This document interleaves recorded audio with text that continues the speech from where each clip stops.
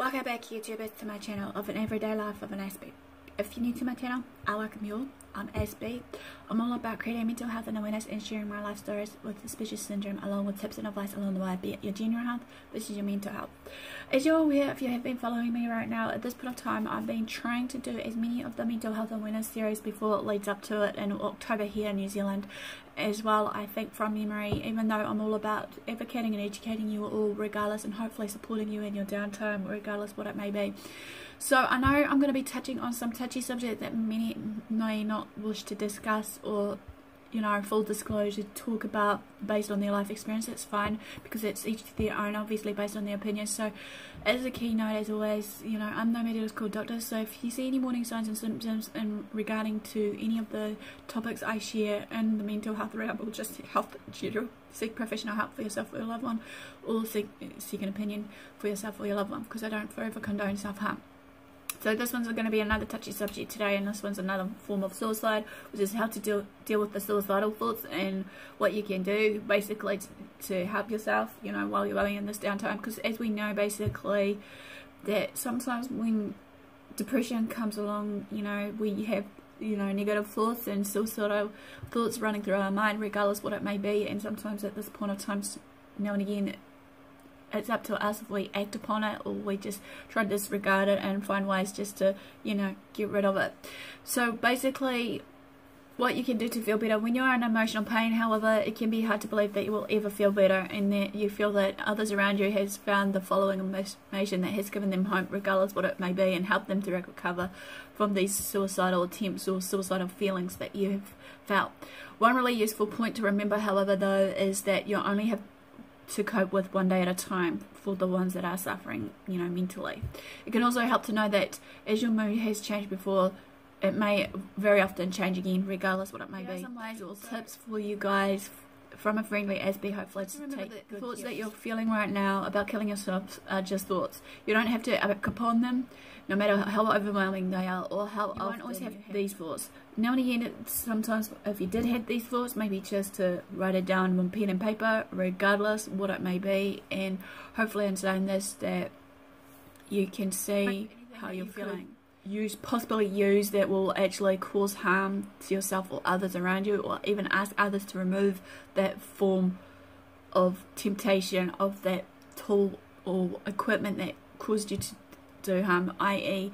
if you had some self-harming tools that you do based on, you know, your scalpels or some sharp knives or whatever it may be. Or another one is if you're on antidepressants and you're not coping, obviously, and you feel the need to, you know, do the deed of overdosing. Number 3, make a distraction box. What I mean here is you can fill up things, obviously, to fill up that provide you comfort, reminding you of the good times that you had in your life, you know, and this will help you lift your mood regardless of what you've been through. Basically, sometimes a distraction box can be doable for some of us, obviously, be it some photos or some emblem that we've been doing, be it like some sort of scrapbook, you know, of our memories of what we got up to, if it was, you know, if we were in a relationship or what have you. You can include anything meaningful and helping to you in this form of advice, be it a book, photos, letters, poems, music, notes to yourself, a toy, perfume, anything really. Sleep. As we know, rest and exercise, as well as to eat regularly, these are the crucial points for our mental health, obviously. And saying this, also we need to try and avoid alcohol, and obviously taking, you know, non-prescription or recreational drugs, because they can interact and change the way we think and feel, mostly in some unhealthy way. If you can, find someone to talk to that you can trust, and obviously in saying this, whatever is on your mind, hopefully whenever you need to, keep a list of phone numbers close by of the people you could call. And in saying this, hopefully I'll link up the contact services here in New Zealand who can help you in this downtime.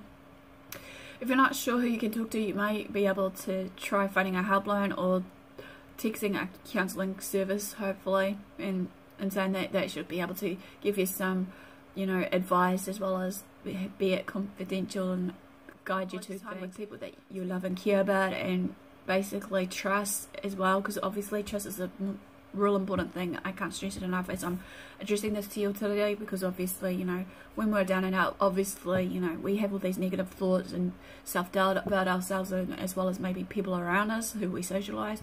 You know, who do we trust, who do we turn to, who do we, you know, talk to. Again, as I said before earlier, write down your feelings or just thoughts, basically.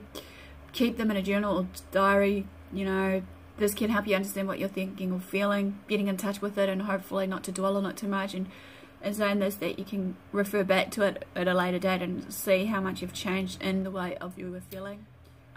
Maybe think about what kind of help you may need when you feel unwell, regardless what it may be. You may want friends to visit you. Sometimes you may just want to curl up and just stay in bed.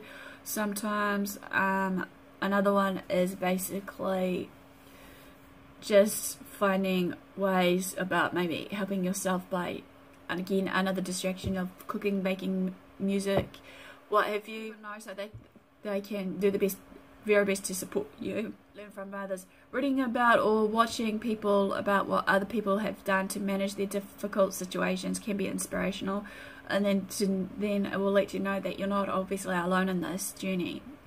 Because obviously, you know, once in a while everyone will feel down and out and stuff, and it's just depending on how we go about it in our everyday life. As I said, write down what will help you, you know, to feel better about yourself, or what helps you when you feel so distressed, pretty much. This may include going for a walk, going for a run, exercise, or talking to someone you trust. So refer back to your plan when you need to, when you start writing down this for yourself. Be also kind to yourself, because obviously when we're down and out in this one, we need to self-love ourselves again, because obviously just as our suicidal thoughts do take the time to appear, so it will take a while for them to fade if we just do some self-affirmation and do stuff that shows that we're kind to ourselves, you know, self-care and whatnot, as I said earlier in the piece. Live from day to day and don't expect too much of yourself. Even if you see basically you can't a way forward, obviously you can be certain that the way you are thinking and feeling about things will eventually change. Treatment or a mental health professional team before it is a good idea to do so if you haven't done so, so you may be able to, if you find the need to trust sort of thing. They will hopefully listen to you in a private setting and ask some questions about you and your personal situation. This is so they can help you, and together you guys can develop a plan of action or management tool or what have you to see what will best work for you. Not everyone who is thinking about thought is experiencing mental illness, however, just to be in mind, like depression or anxiety, but it's just routine check to be assessed for this so you can receive the right kind of treatment or support at the right time. Your doctor will then therefore explain there are several treatments that can help, including, you know, assessment for depression or other mental health problems, which is number 1. 2, counselling and therapy. 3, medication. There are certain medications out there that may help, that may not help for others and whatnot, but it's just best finding what works for you in the way of medication. But bear in mind, as I said in one of my videos, with some medications it can be addictive, and that you need to know the warning signs and symptoms, obviously, so that hopefully it doesn't cause another problem, again, of the word addiction. Again, also in saying this, basically, there's self-help through your support group or support networks, and education, self-help books and videos are readily available. Therapies such as talking therapies and some other therapies are available. Talking therapies or psychotherapy can also help many people, or has helped many people in the past who have these thoughts of ending their lives. Talking about your situation can help you to make sense of what is going on or what you're going through, and explore some of the different situations regardless what it may be, as well as exploring things of ways to cope and recover. Your doctor will then hopefully explain to you what is available locally and which type of talking treatment may be suitable medication for you. Your doctor may prescribe some form of medication like antidepressants, anxiety treatments, or other form of medications. Some may do herbal treatments and whatnot, or any other medications. Often both medication and therapy is useful. Finding the right medication, however, can be a matter of trial and error, as I was trying to say.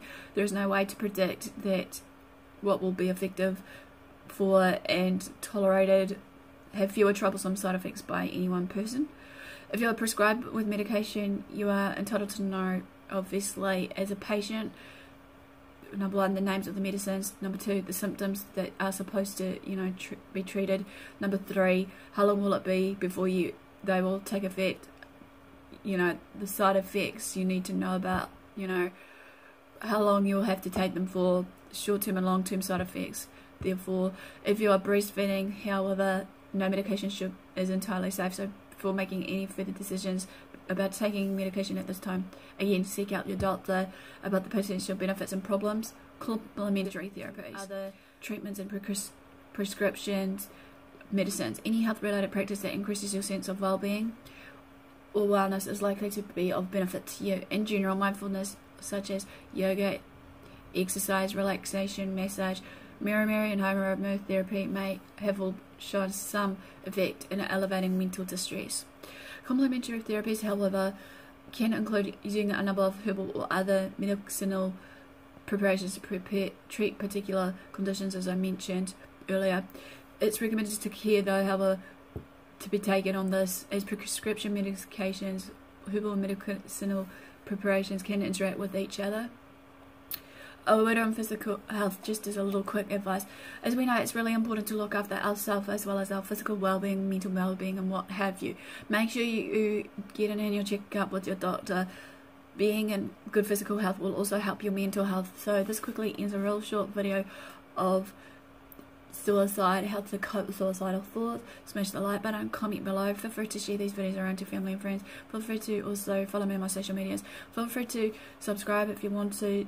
Follow me on my journey with Aspie syndrome and the like, to turn on the notification bell, and subscribing. Hopefully, like I said, I'll hope to do these on the daily or even 3 days a week, depending on my schedule. Regardless, remember to do, guys. Thanks for support, thanks for watching. Do what you love it, dude.